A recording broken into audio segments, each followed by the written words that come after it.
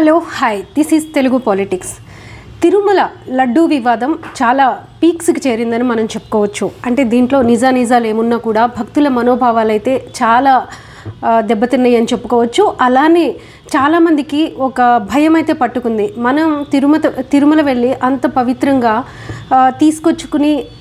తెచ్చుకునే లడ్డూలో నిజంగా అలాంటి పదార్థాలు జీవులకి సంబంధించిన ఫ్యాట్ కలిసిందా ఏంటి అనేది ఒక ఆందోళన అయితే అందరిలో కనిపిస్తూ ఉంది. చాలామంది తెలిసిన వాళ్ళు కూడా ఇది నిజమేనా అని అడుగుతున్నారు. కానీ నిన్న జరిగిన పరిణామాలు మనం అన్నీ చూసుకుంటే ఇప్పటి వరకు తిరుమలలో లడ్డూ తయారీకి సంబంధించి అలాంటివి ఏది కూడా జరగలేదు. మనం తిన్నది మంచి ఆవు నెయ్యితో చేసిన లడ్డూలే అనేది చాలా స్పష్టంగా తెలుస్తున్న విషయం. ఇందులో కంగారు పడవలసింది ఏమీ లేదు అనేది చాలా క్లియర్గా తెలుస్తుంది. ఎందుకంటే ఇది ఆందోళన క్రియేట్ చేసే విధంగా ఆంధ్రప్రదేశ్ ముఖ్యమంత్రి చంద్రబాబు నాయుడు చేసిన ప్రకటన చాలా ఒక సెన్సేషన్ క్రియేట్ చేసిందని చెప్పుకోవచ్చు.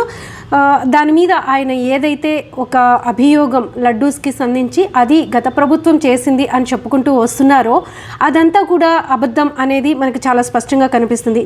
మొన్న చంద్రబాబు నాయుడు చేసిన కామెంట్ కావచ్చు, నిన్న జగన్మోహన్ రెడ్డి ప్రెస్ కాన్ఫరెన్స్లో మాట్లాడింది కావచ్చు, అలానే టీటీడీ ప్రజెంట్ ఈవో మాట్లాడిన విషయాలను బట్టి మనకి చాలా స్పష్టంగా తెలుస్తున్న విషయం ఏంటంటే అడల్ట్రేషన్ అయితే జరిగింది. అది అందులో ఏదైనా ఉండొచ్చు. అంటే వనస్పతి కావచ్చు, లేకపోతే అంటే వాళ్ళు చెప్తున్న దాని ప్రకారం చాలా రకాలు, ఒక 8-9 రకాలు అందులో మెన్షన్ చేశారు. అయితే అందులో వెజిటబుల్ ఆయిల్స్ ఉన్నాయి, అలానే చాలా రకాలు. ఇది ఫిష్ ఆయిల్ అంటున్నారు. నిజానికైతే ఇది చాలా కాస్ట్లీ. సో ఆ ఆయిల్స్ కలిపితే ఇంకా కాస్ట్లీ అవుతుందనే ఒక కామెంట్ కూడా వినిపిస్తుంది.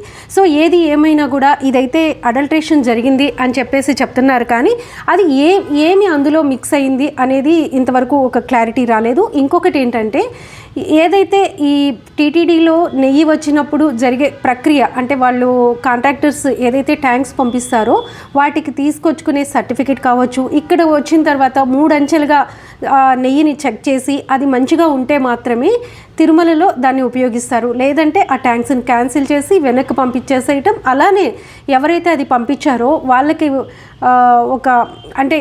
దానికి సంజాయిషి కోరడం కావచ్చు, లేకపోతే వాళ్ళని ఆ టెండర్ నుంచి రద్దు చేయటం కావచ్చు, ఇలాంటివన్నీ కూడా జరుగుతున్నాయి. అయితే ఇదేమి ఈ ఒక్క రోజులోనో లేకపోతే ఇప్పుడు వచ్చిన ప్రాసెస్సో ఇదైతే కాదు. ఎందుకంటే ఇది కొన్ని అంటే చాలా సంవత్సరాల నుంచి, కొన్ని దశాబ్దాలుగా ఇదంతా కూడా జరుగుతుంది అని చెప్పేసి చెప్తున్నారు. అంటే ఇది ఒక ప్రాసెస్ ఉన్నప్పుడు ఆ ప్రాసెస్ ప్రకారమే టెండర్స్ పిలుస్తారు కదా. ఆ టెండర్స్ పిలిచినప్పుడు ఎవరైతే తక్కువకి కోట్ చేస్తారో వాళ్ళకే మేము టెండర్స్ ఇచ్చాము అని వైసీపీ గవర్నమెంట్ చెప్తుంది. అదే నందినికి ఇచ్చి నందిని ఎక్కువ కాస్ట్కి కోట్ చేస్తుంది కాబట్టి ఇస్తే ఎక్కువ ఖర్చు పెడుతున్నామంటారు, ఎక్కువ టీటీడీ ఖజానాని ఖాళీ చేస్తున్నామని అంటారు. అదే తక్కువకి ఎవరు కోట్ చేశారో వాళ్ళకి ఇస్తే ఇప్పుడు ఇలాంటి సిచ్యుయేషన్స్ క్రియేట్ చేశారు అని చెప్పేసి చెప్పడం మనం చూస్తున్నాం.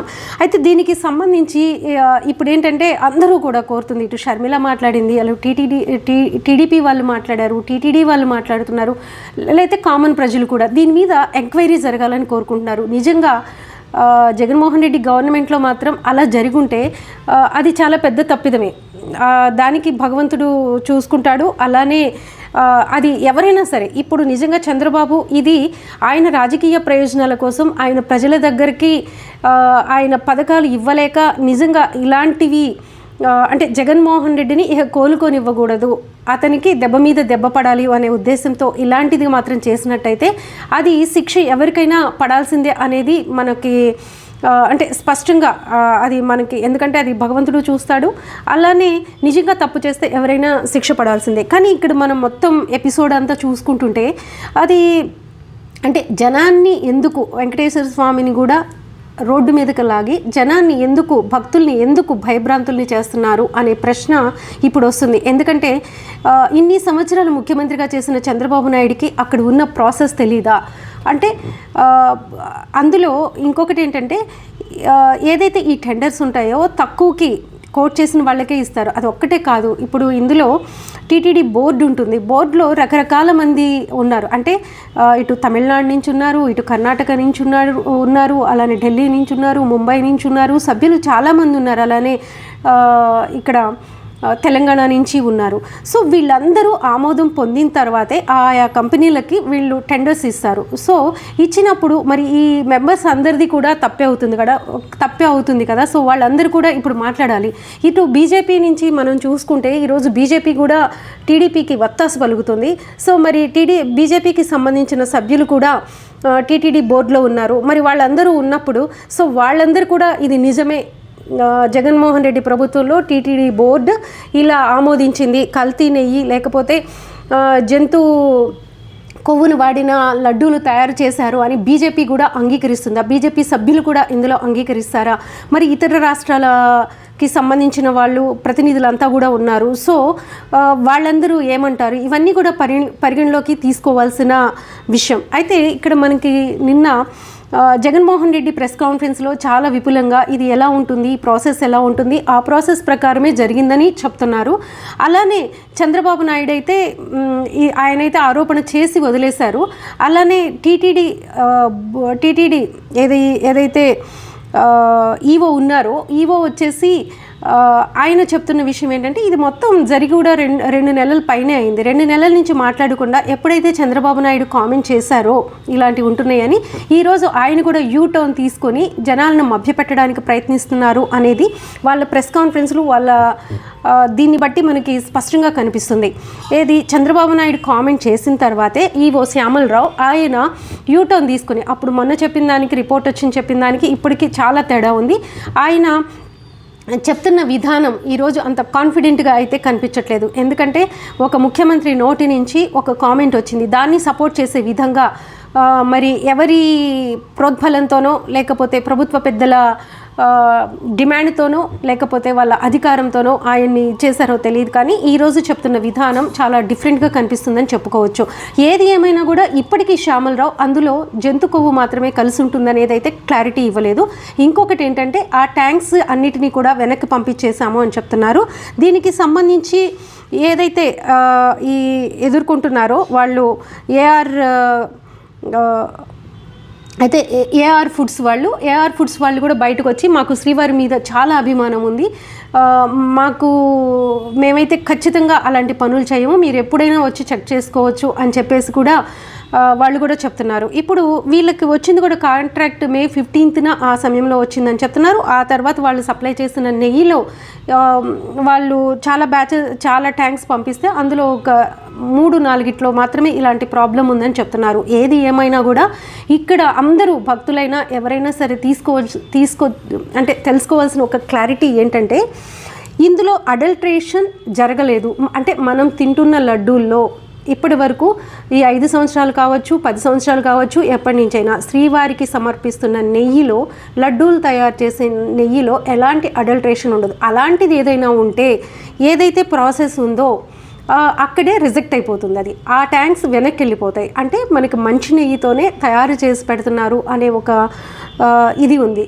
ఒకవేళ అంటే ఈ పరిణామాలన్నీ రాజకీయంగా ఎంత జరుగుతున్నా కూడా అసలు వాస్తవాలు ఏంటి అనేది బయటకు వస్తాయి. అందుకే అందరూ కూడా ఎంక్వైరీ కోరుకుంటున్నారు. దీంట్లో ఇప్పుడు కేంద్ర ప్రభుత్వం కూడా జోక్యం చేసుకుంది. అలానే బీజేపీ కూడా గత ప్రభుత్వంలో భాగస్వామ్యం అయి ఉంది కాబట్టి, అంటే వాళ్ళకి సంబంధించిన సభ్యులు టీటీడీలో బోర్డులో ఉన్నారు కాబట్టి వాళ్ళు కూడా బాధ్యత వహించాల్సి ఉంటుంది దీని మీద. సో ప్రజలైతే భక్తులైతే కంగారు పడాల్సిందైతే ఏమీ లేదు. ఎందుకంటే ఇది నార్మల్ ప్రాసెస్.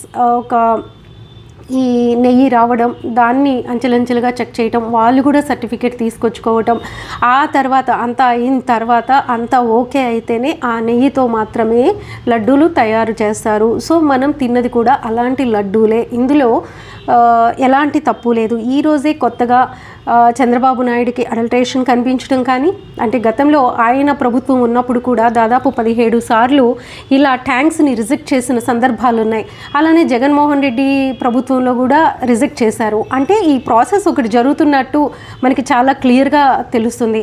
సో దీన్ని బట్టి మనం అర్థం చేసుకోవచ్చు. ఏది ఏమైనా కూడా ఇప్పుడు చేసిన ఈ ప్రకటన ఏదైతే ఉందో ఇదైతే అంటే ఒక ప్రాసెస్ ప్రకారం జరుగుతుంది కాబట్టి ఇందులో భయాందోళనలు పడనవసరం లేదు. కానీ ఇందులో ఏం జరిగింది, ఎందుకు చంద్రబాబు అలాంటి ప్రకటన చేశారు, ఒక ప్రాసెస్ ఉండగా అనేది ఆ నారాయణుడికే ఎరుక. ఇక ఆయనే తీర్పు చెప్పాలి. మీరేమనుకుంటారు ఈ విషయంలో? మీకు ఒక క్లారిటీ ఏమైనా వచ్చిందా? ఎందుకంటే చాలామంది భక్తులు చాలా భయాందోళనలు వ్యక్తం చేస్తున్నారు, ఇలాంటిదా మనం తినింది అని. దీని మీద కంప్లీట్గా బ్లేమ్ ఫేస్ చేస్తుంది కూడా జగన్మోహన్ రెడ్డి. కాబట్టి సో మీరేమనుకుంటున్నారు? జగన్మోహన్ రెడ్డి నిజంగా ఇలాంటి పనులు చేసుంటారా, లేకపోతే ఇది ఒక ప్రాసెస్ ప్రకారం జరిగిందనుకుంటున్నారా? చంద్రబాబు ఈ కామెంట్ వెనుక ఏముంది అనేది మీ కామెంట్స్ రూపంలో తెలియజేయండి.